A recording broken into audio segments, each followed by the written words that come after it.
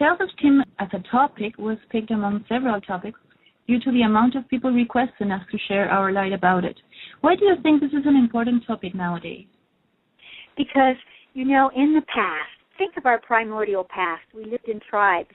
We all had very distinct roles. We never moved out of that. We didn't develop that individuation of self. And we are moving through the individuation of self into the capacity to work in group consciousness.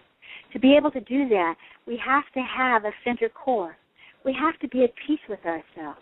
In all of the disruptions in the world today, in order to feel that we have something to offer, to feel good about our lives, we have to begin with, I can do this. I am a part of this. And so self-esteem is what gives us permission, we could say, to recognize, I want to help. I want to be a part of the world. Otherwise, we wouldn't have the courage to do it. We would be hiding in the caves. And we've already spent many incarnations of the soul separating out daily life, emotional realities from our spiritual realities, and even punishing our physical bodies in so doing. And so self-esteem is the cornerstone of feeling the courage to speak your truth or to reach out and help someone else or to have compassion. You can't have compassion for someone else if you're judging yourself. You will judge them as well. And this is why that is so important. Again, it's the basis of feeling the strength to say, my life has purpose in everything that I feel and think and do, and I will extend that so that I'm visible. Self-esteem is about visibility. It's about that willingness to be present, to not be afraid that someone will not allow you to speak. One of the reasons that we do incarnational work is that I find that healers and psychics and teachers, most all of them have experiences in other lifetimes of being burned at the stake, of being punished for their wisdom. And on the planet at this time, we must all release our fear that we're going to be punished for who we are. And when we have a strong self-esteem, we don't attract that to us. It's our fear that attracts negativity to us. So when we are unafraid of who we are, if we're unafraid to fall on our face, to make a mistake, just to be our true loving self, our spiritual self, then we can be visible and we can get about what we're here for. That's why self-esteem is so crucial to our purpose in life and how we relate to ourselves, to our families, to everyone around us. How would you say that fears like guilt, for example, can hinder our ability to experience a high self-esteem?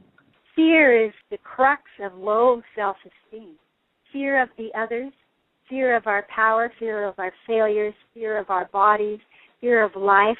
If we have if we have any of those and all of those kinds of fear, we will not have a high self-esteem.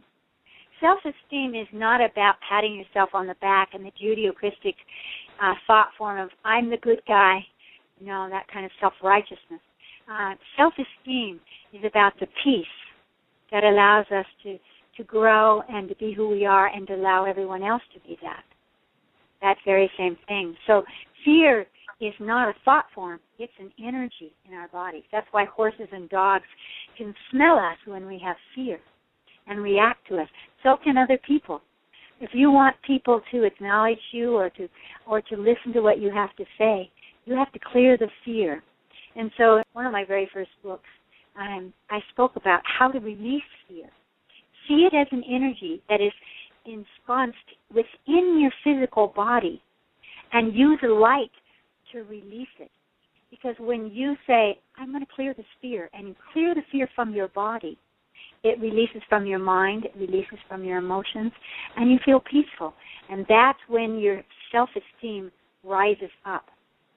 If you are fearful, you cannot have a high self-esteem. What about guilt? Well, guilt, of course, is tied to judgment, and all of that conversation of our sense of self being built by the outside world. And so we feel guilty. We're taught to feel guilty. We didn't do this right. We weren't good enough, et cetera, which is poured upon us by our religions, our parents, by our societies. So guilt is a very poisonous kind of energy that produces fear. They are inextricably intertwined. Fear, guilt, judgment, they all circle around each other. And the way that we do the work here at the Light Institute and at Migioni is to recognize with our consciousness the way that these energies suck us, the way that they bring down our self-esteem or poison us, and to treat them as energies, and through the energy of light, because our bodies are made of light, by using color, we can release those energies from our bodies, and suddenly we feel differently. And that's how we build a higher self-esteem or sense of self. So what would you say are the signs that we manifest when we are living with a low self-esteem? Separation, fear of the others, self-defense, defensiveness, blaming. Blame is a big conversation there. Justification. I'm better than you because, those kinds of things. When the emotional mind is always chattering, always defending, always saying, I should have said this, it's because of that, then that is always demonstrating low self-esteem. And what's beautiful, Luciana, is that we can clear that. We don't have to live with it.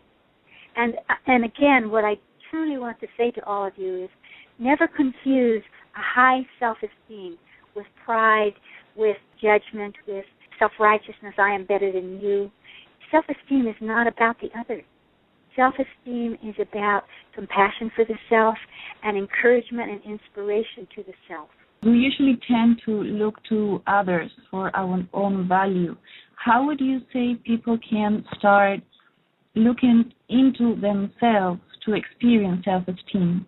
By the kinds of technology of consciousness that we have developed at Migioni and the Light Institute, which is to look inside. For example, the higher self. If you want to have a sense of trusting the self, you want to connect to your innate spiritual energy. I'm not talking about religion. I'm not talking about if you're a good guy, I'm talking about the sense of belonging to the universe, to nature. And so, for example, we would say, just stop for a moment. Actually, you could do it while you're driving the car, and ask your higher self to take form. And that, again, is the intuitive essence of the soul. So you might see a tree or a light or a being or an animal, and then ask your higher self to touch the place that needs a good sense of self, and feel that touch, because when we allow ourselves to connect, to not use those old patterns of God would be disapproving of me, but rather I'm connected to my spiritual source. You can't be in body without a spiritual source. You can clone animals or people, but you cannot clone the spirit. And so when you feel that your own intuitive essence of your soul is touching your body, it lifts you, it inspires you. So I would say exercises like that. For example, what color do I need today to be in my center? And then draw that color into your body. Or ask your body, where is my best self-esteem at this moment? And then bring your consciousness into that place in your body and just breathe in and out of that point that you hold of a true self-esteem. With that, you don't have to feel that it's higher or lower. It's a true energy that belongs to you. No one can take it away. Luciana, I learned this by working in Bolivia in the men's penitentiary. And I worked with rapists and killers and political exile people. And I was there when they tortured the prisoners.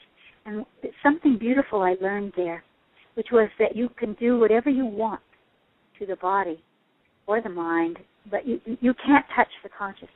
Can't touch that true self. And so when you allow that self to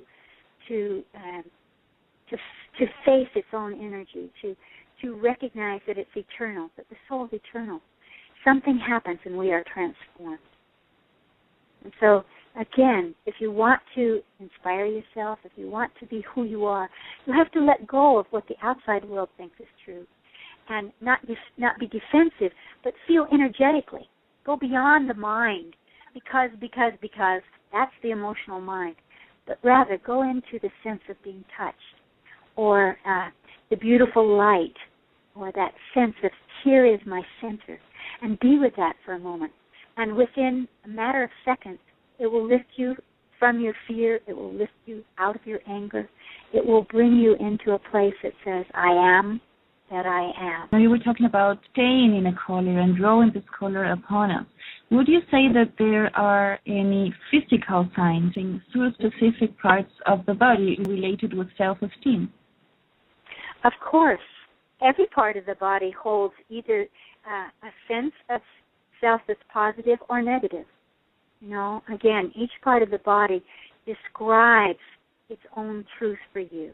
And that's why we use light and we use the body as a point of reference, because the body is our vehicle of consciousness, of purpose, of experience. It is, again, our laboratory. And the reason that we use light is that the body is physiologically made of light through the endocrine glands.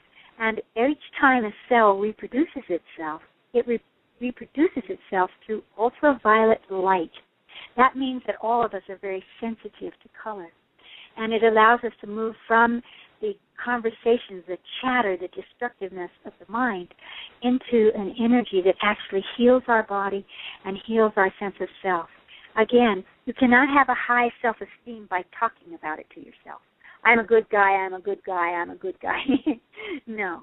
You have to feel an energy. You'll know that you have a high self-esteem if you feel peaceful, if you let go of the chatter. And so the body is a great, great vehicle and holds the power of lifting us into something. And all of us have many, many memories, for example, in this lifetime of moments when we felt good, when we truly loved the self.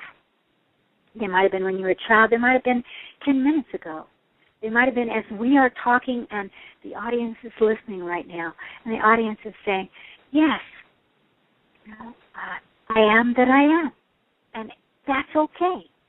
And that makes me worthy to myself, and therefore I feel good about myself.